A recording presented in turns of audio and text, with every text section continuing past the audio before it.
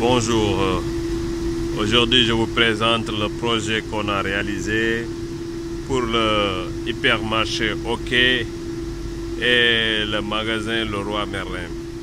Donc si vous voyez ici, nous avons plusieurs systèmes. La ventilation que vous voyez ici, la climatisation que vous voyez là-bas, Blue Box, et les armoires électriques. Et pour ce système d'extraction d'air. Donc c'est ce que vous voyez là. En plus, on a le système de vanne coupe-feu pour la ventilation. Donc pour chaque système, nous avons plus de 30 armoires électriques. Pour la ventilation, par exemple, nous avons ces types d'armoires électriques. Le microcontrôleur, le contrôleur qu'on utilise ici est Signetix SMH 2G. Donc c'est réalisé ici à Saint-Pétersbourg, ce contrôleur par des Russes. On l'utilise pour la ventilation. Au total, pour la ventilation, nous avons 30 armoires électriques pour la commande de la ventilation. Et tous ces armoires sont liées à un réseau Modbus pour faire un SCADA, pour faire un système de monitoring. Donc ici on a les systèmes de ventilation controversés. Pour la climatisation, nous avons ce chiller, deux chillers Blue Box qui sont là. Le contrôleur qui est utilisé ici est Carel. C'est une production italienne pour la commande du système de climatisation. La climatisation fonctionne parallèlement fonctionne avec la ventilation en été. Donc là on est en hiver et tout est éteint. Mais en été ça fonctionne ensemble. Donc ça c'est la climatisation. Et vous voyez que les tubes en cuivre partent en haut, là où on a le reste de la climatisation.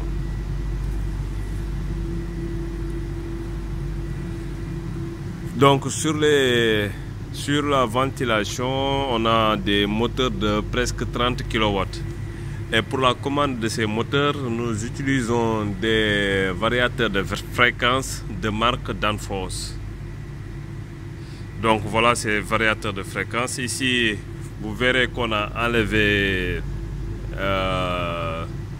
la commande. Bon, c'est une décision qu'a pris l'ingénieur d'exploitation de ce site. Donc voilà la marque du variateur de fréquence qu'on a utilisé ici. Bien que c'est un peu flou, je vais essayer de faire que ça se... Oh voilà, donc c'est ça. C'est ça qu'on a utilisé pour les grosses installations. Donc ici, si vous voyez, nous avons le système d'extraction d'air. C'est simplement le système d'extraction d'air. Au total, nous avons à peu près nous avons 6 armoires électriques, 3 de ce côté et ici encore 3 armoires d'extraction d'air. Donc ces systèmes sont commandés à travers panel touchscreen que nous-mêmes qu'on a programmé. Ce touchscreen nous permet d'allumer et d'éteindre n'importe quel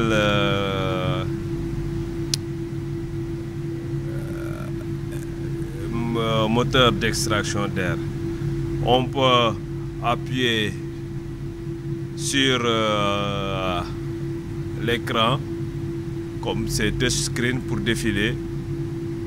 Donc vous voyez ici, bon, le tout est écrit en russe, évidemment, on est en Russie. Et on est en régime auto. On peut le faire basculer en régime manuel. On peut lancer, arrêter, on peut arrêter. Et vous voyez, il y a l'animation. On peut arrêter un moteur. Vous voyez, j'appuie pour l'arrêter. Ah, ça fonctionne en auto, c'est pour cela que ça ne répond pas. Ah, voilà. Là, j'ai arrêté ce moteur. Parfois, ça bloque un peu. Et quand j'appuie encore, vous voyez que ça ne fonctionne plus. Et quand j'appuie encore, ça fonctionne, vous voyez. Donc, ceci nous a permis de diminuer le nombre d'interrupteurs à mettre sur le nombre d'interrupteurs à mettre sur la façade de l'armoire.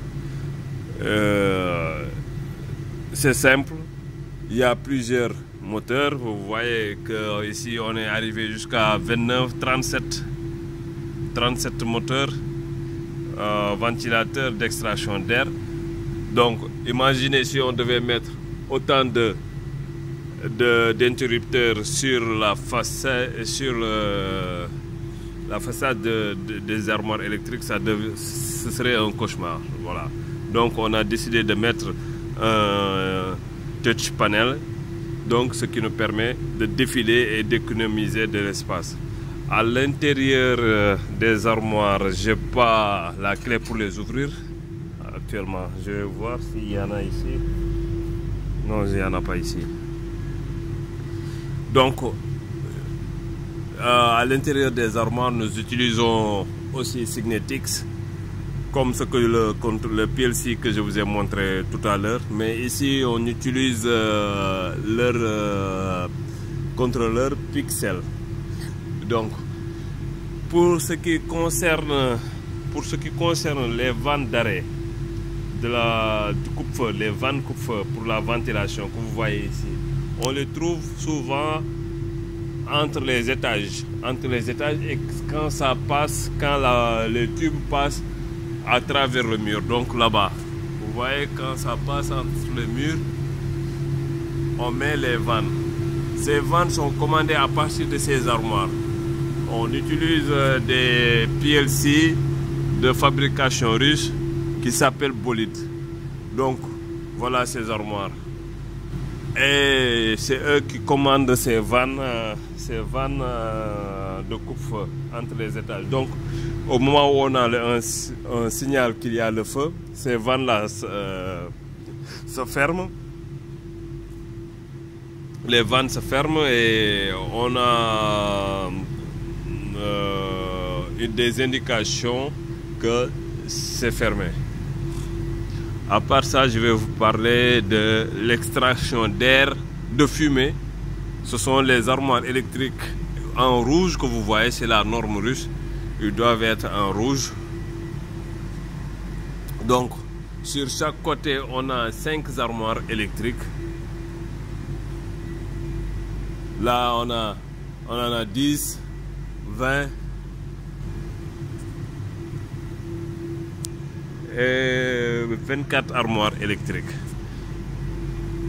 Ces armoires électriques nous permettent de...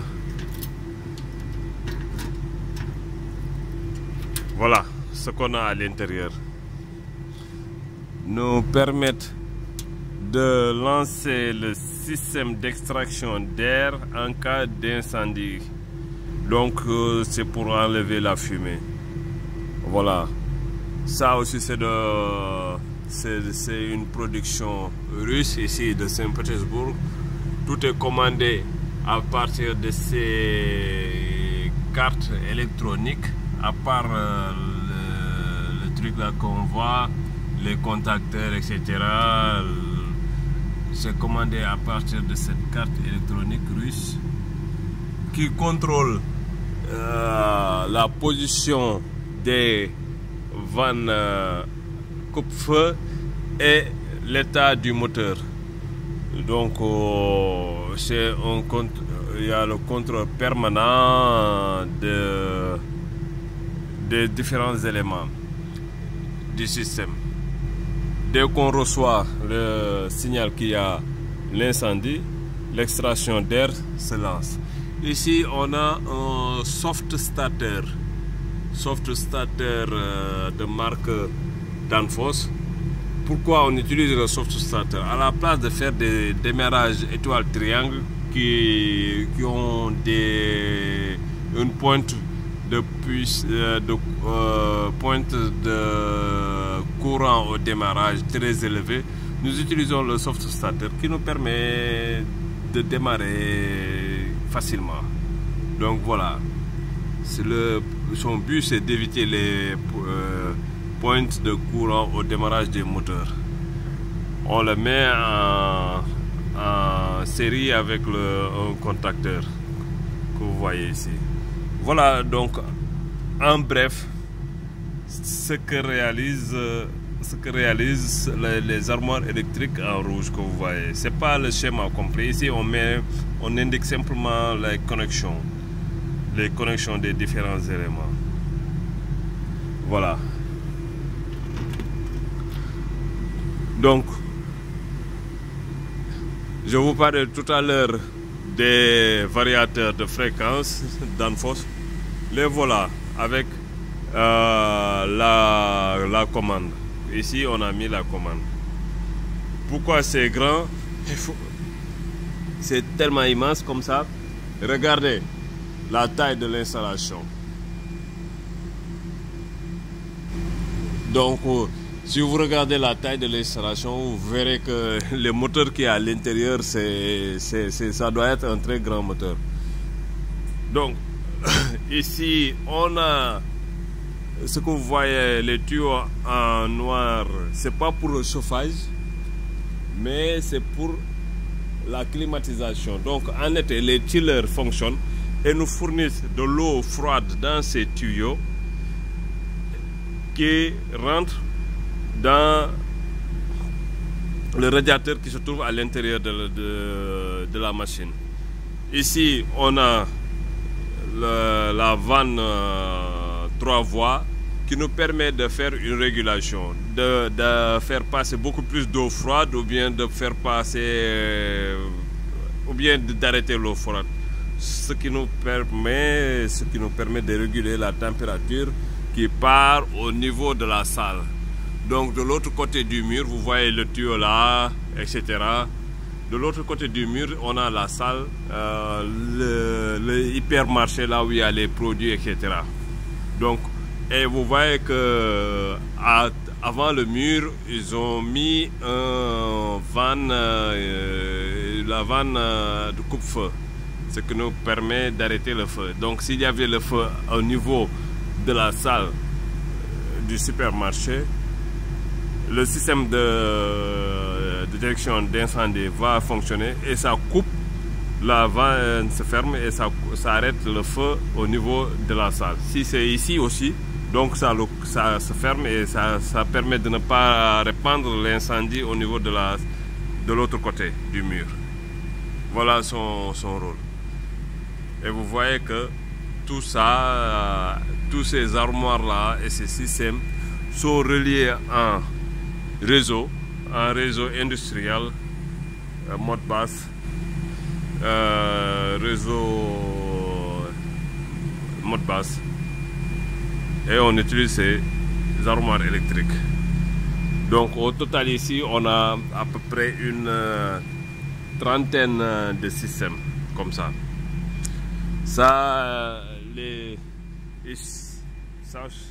Voilà. Voilà le trajet de nos câbles.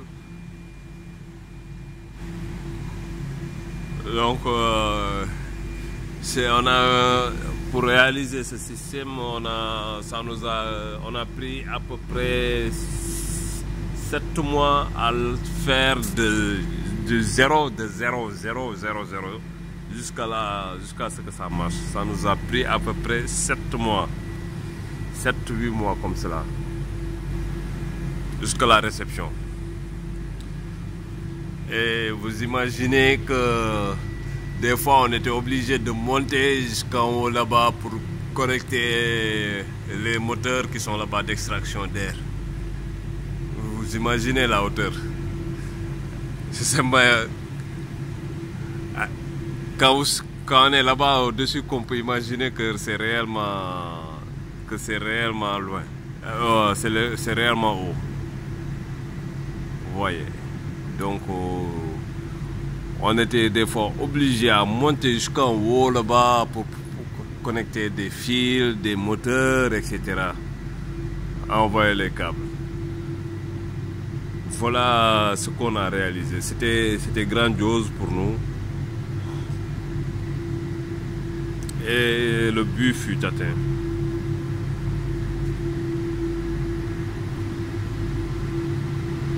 Donc ici on a d'autres Danfoss, d'autres variateurs de fréquence Danfoss de petite taille. Vous voyez, donc ça montre que ici on a un moteur qui est beaucoup plus petit que ce dont on a vu là-bas. Actuellement le moteur tourne à 39 Hz.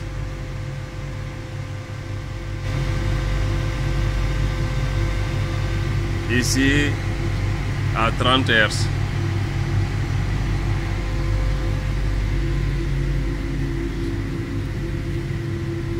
Sur le menu du contrôleur, on peut voir la fréquence. Donc ça c'est le set point pour la température.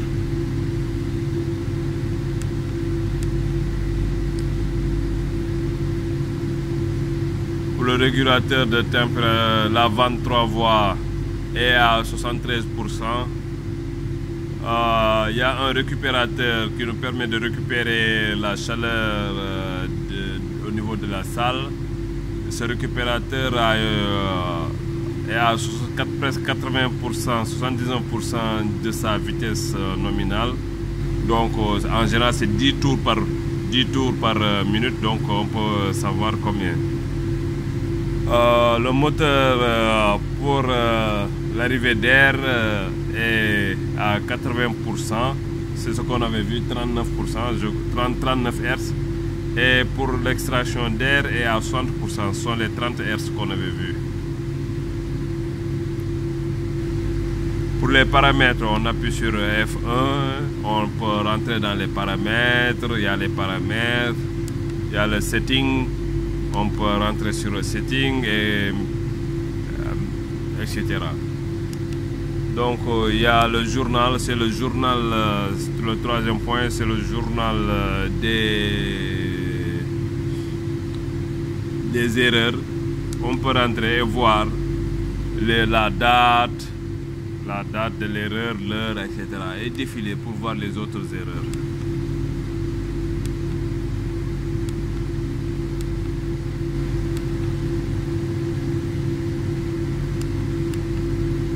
Voilà, donc ce que je voulais vous présenter.